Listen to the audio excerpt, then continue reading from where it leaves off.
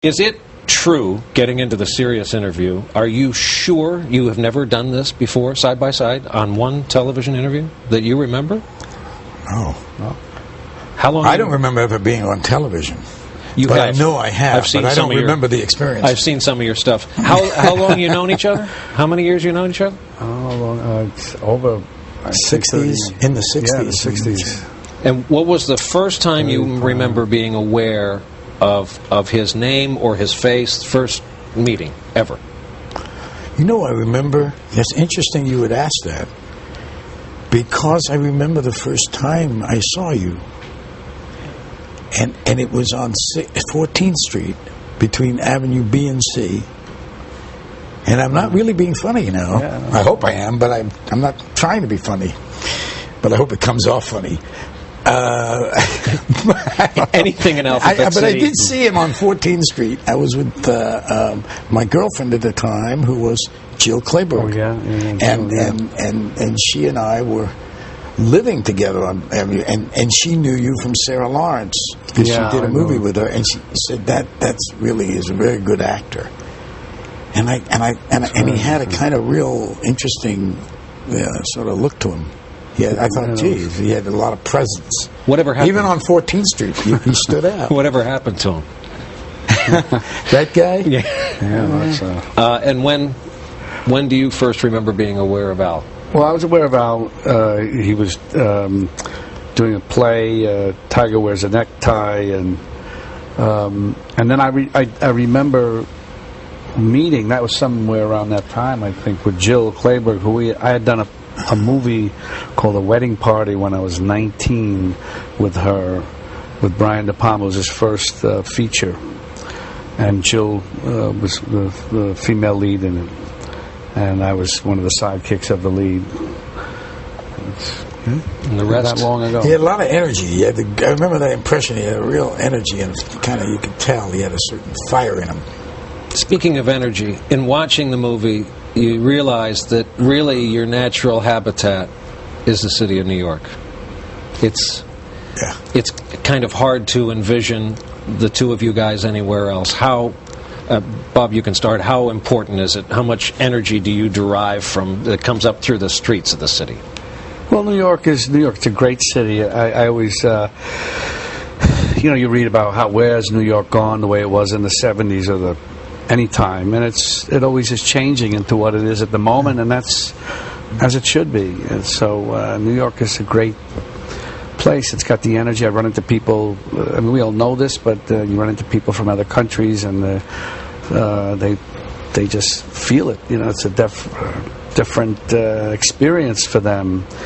I kind of get the feeling it's sort of liberating, being from a more constricted environment, in a way, a more, I guess, a smaller town feel, provincial feeling, even in some of the big cities, that there's not the possibility of some real change. And in New York, you feel that when you come, and you can feel it if you're a New Yorker too. That to me is what. And you can also be anonymous at the same time. So there's a tremendous spectrum or spread of experiences. Can you be anonymous? Well, I'm not. I'm talking about even. I can in my way, but one. Well, can, I don't recognize Bob. Sometimes.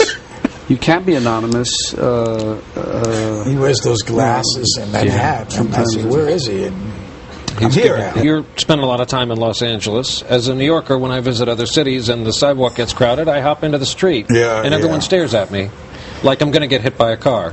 And there's certain things, New York stuff, that doesn't translate to other places. Are you finding that? Well, we were both born here. You were born here, right? Yeah. I was born in Manhattan.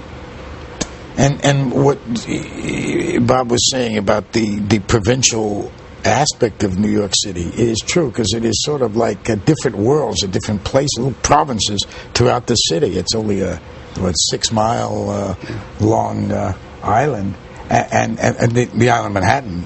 And everywhere you go, you can feel a different life, different. It's a feast here. It's great. Speaking of a feast, there's one scene. You're in your apartment, and you got a nice bowl of pasta, and you put on some old school opera on vinyl on an old stereo. Yeah. Anything autobiographical there? Anything from your own life there? The opera? Any of it? Well, the pasta.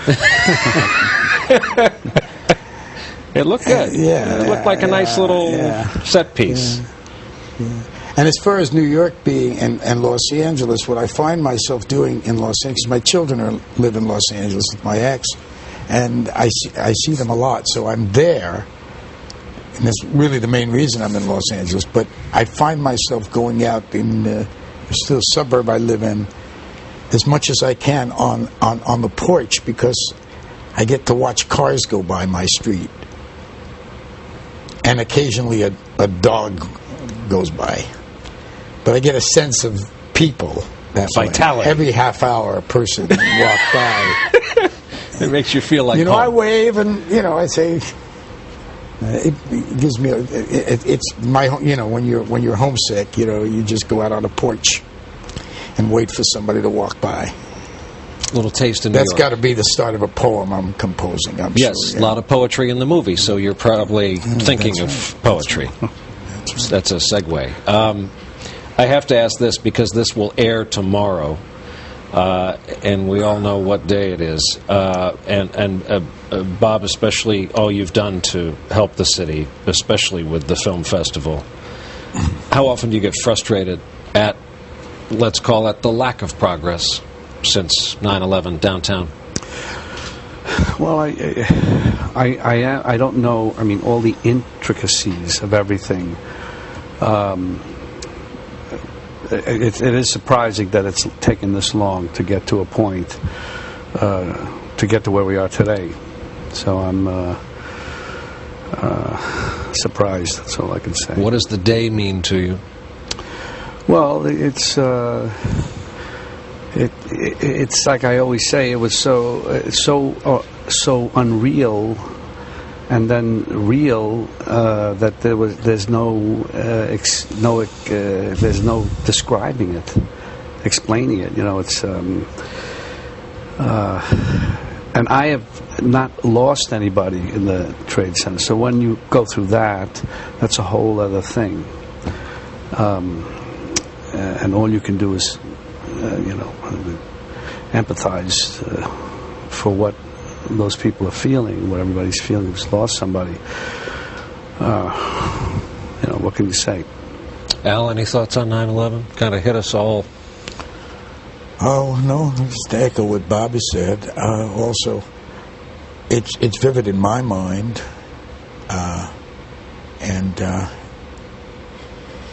I was here on the 10th of September, and I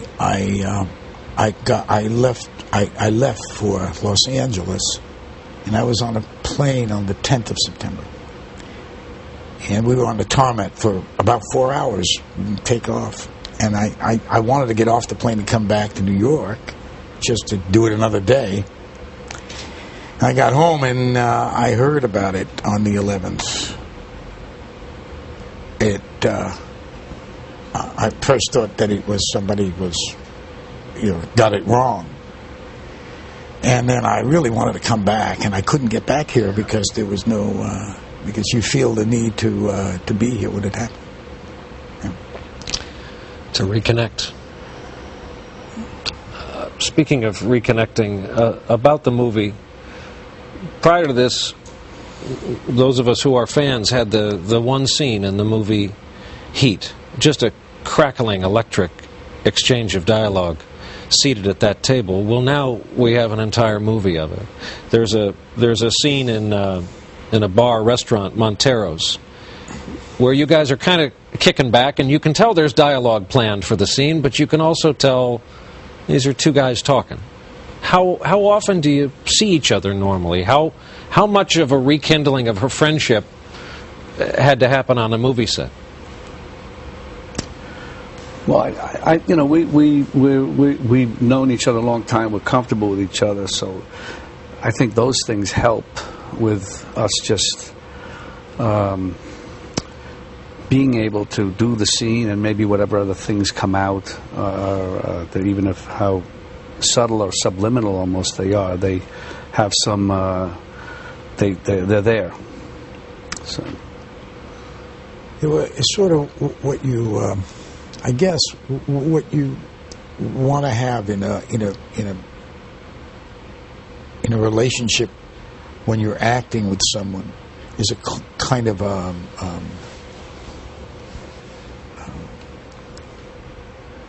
you communicate in a way that through years and years of doing it anyway, and then knowing each other, there's a mutual trust there of some sort. I wish I could find another word other than trust, but you're comfortable with each other, and what you're really trying to do is take the acting goes out of the scene, and rather you just sort of be with each other, kind of thing. It's as close as I can come to describing it. Well, is it like that team-building exercise where you fall backwards, and if it works right, you fall into somebody's arms, and the message is they have your back? Yeah, sort of. Yeah, you feel covered in a way, but you don't even think about it, actually, right, Bob? You don't think about it. And also, John Avnet was he's very supportive of actors and really loves actors, so loves the process and so on, and that's a very essential ingredient in all of this. He sets the tone and the environment of it, so you could just kind of walk into it. How do you like playing cops? It's a change. It's a switch. Yeah. You've played cops on and off. You've killed people, both of you. Let's admit it. Let's get it out. I like to play people. Which is good. That's a pretentious way of saying. Most of your roles, conveniently, have people. been. They are humans. I haven't gotten to the Martian thing yet, the alien thing, but we're working on it. And you've been a thug. You've been a fucker. What? Was that acceptable the way you just said it? See that? Just on the line. Don't give me that face, because now I think I'm going to get killed. And speaking of that face you just gave me, you both have this weapon you can use as actors. Do you ever give that dead-eye look to a poor person who pulls you over or a waitress? Because you could just reduce somebody to tears. You could cause terrible things to happen with that little dead-eye look you just gave me. Mm-hmm. Yeah, well, I can't do that to my kids. No, I wouldn't. They wouldn't recommend it. They wouldn't care. Oh, it wouldn't work at home, you're saying? No. Okay. But you can use that as a weapon, you know that. Do you ever just throw it on somebody on the street just for fun? Well, you sort of don't need to sometimes because it comes with the territory. I was driving, and I drove past this guy's parked car, and I knocked his rear view mirror off. Totally my fault, of course. So I stopped, naturally. I said, "What? Wow, I'm so sorry." He says, "Look at my mirror. What did you do?" I said, "Well, whatever. I'll take care of it. Whatever." I rolled down my window. He came to the window, saw it was me, and he said, "No, it's all right. He Don't surrendered. worry. Yeah. It's fine." I said, "What do you mean it's fine?" I said, "Your mirror's off." "No, please, here's the..." And, of course, it takes a while before you realize you are you. Right. You're walking around, you're not thinking that you're you, or whatever people think you are. You think you're you. You don't think you are what they think you are. Yeah. Totally. And then you find out. But he surrendered. You had him. I had him, and then I was offering money. I offered him my scarf. I offered him my driver's license. I offered him everything. I offered him the car. Finally. No, I did beg him to give me take my number, and it worked out. Do fans come up doing you guys? Do you get that a lot? Do you get people doing you because they want? You talking to me? I get it, because do you have a lot of that? Not much. Sometimes people will do it, but not as much as you would think. I do it a lot to him. Yeah, he does it. Yeah. Well, that's important. Keep him honest.